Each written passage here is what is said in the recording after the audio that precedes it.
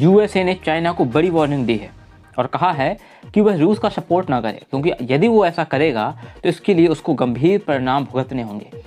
क्योंकि यूएसए को ये लगता है कि चाइना मिलिट्री इक्विपमेंट से रसिया की मदद कर सकता है। तो आज के विश्लेषण में हम यह देखेंगे कि यदि चाइना मिलिट्री इक्विपमेंट से रसिया की मदद करता है तो क्या इससे थर्ड वर्ल्ड वॉर का खतरा उत्पन्न हो जाएगा। जब से रूस और यूक्रेन का ये युद्ध शुरू हुआ है तब से चाइना लगातार रूस और यूक्रेन दोनों युद्ध को बहुत बारीकी से ऑब्जर्व कर रहा है और वह देखने की कोशिश कर रहा है कि रूस पर किस किस तरीके के सैंक्शंस लगाए जा रहे हैं और किस तरीके का अटैकिंग मूड में है नाटो और यूएसए।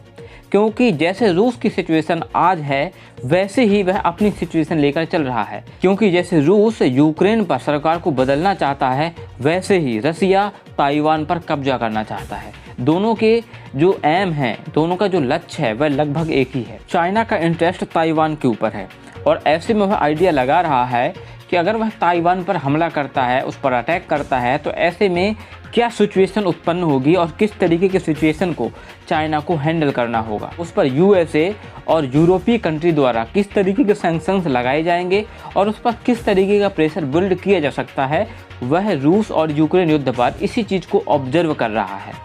वहीं अगर हम रूस की बात करें तो रूस अभी तक यूक्रेन की राजधानी कीव पर कब्जा नहीं कर पाया है। वहीं यूक्रेन की लगातार यूरोपीय कंट्री और अमेरिका द्वारा मिलिट्री इक्विपमेंट से मदद की जा रही है, जिससे ये जो युद्ध है ये लगातार बढ़ता चला जा रहा है और इससे रूस को काफ़ी ज़्यादा मशक्क़त का सामना करना पड़ रहा है यूक्रेन की राजधानी कीव को कब्जा करने में। और ये युद्ध जितना ज़्यादा बढ़ता चला जाएगा रसिया को उतना ही ज़्यादा नुकसान होने वाला है और इसीलिए रसिया ने ऐसे मौके पर चाइना से मदद मांगी है। वहीं एक समय जब ऐसा लग रहा था कि यूक्रेन पर अगर रसिया हमला करता है तो नाटो देश और अमेरिका उसे बचाने के लिए आएंगे, उसे बचाने के लिए अपनी सेना भेजेंगे, लेकिन ऐसा कुछ हुआ नहीं।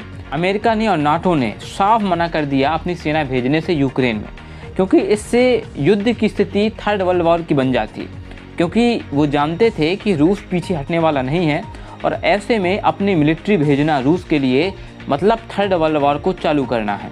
और इसी वजह से अमेरिका और यूरोपीय कंट्री द्वारा लगातार प्रतिबंध पर प्रतिबंध रूस पर लगाए जा रहे हैं ताकि उसे इकोनॉमिकली वीक किया जा सके।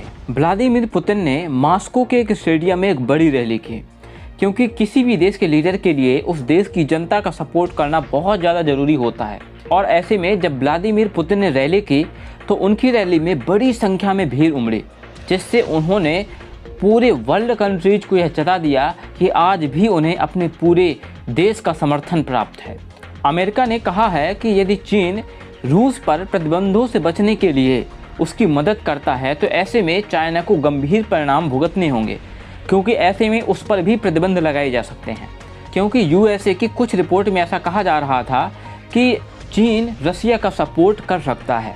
अमेरिका रूस को फाइनेंशियली बहुत ज़्यादा कमज़ोर करना चाहता है ताकि वह युद्ध की स्थिति में ना रहे। यूएस ने रसिया पर ऑयल बैन लगाया ताकि वह इकोनॉमिकली कमज़ोर हो सके और रूस ने यूक्रेन पर अटैक किया अपनी सिक्योरिटी को देखकर, क्योंकि अगर नाटो देश यूक्रेन को नाटो सदस्य बना लेते हैं तो ऐसे में नाटो की सेनाएं उसके बॉर्डर तक पहुंच जाती और ऐसे में वह खुद को असुरक्षित महसूस कर रहा था।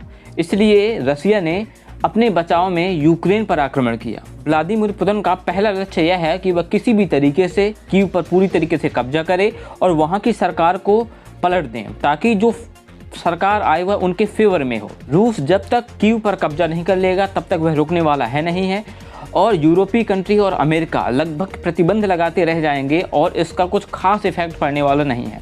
आप क्या सोचते हैं इस टॉपिक के बारे में कमेंट बॉक्स में ज़रूर लिखिए और अभी तक आपने सब्सक्राइब तो कर ही लिया होगा। तो मिलते हैं एक नई वीडियो में, नोटिफिकेशन ज़रूर ऑन कर लेना। जय हिंद।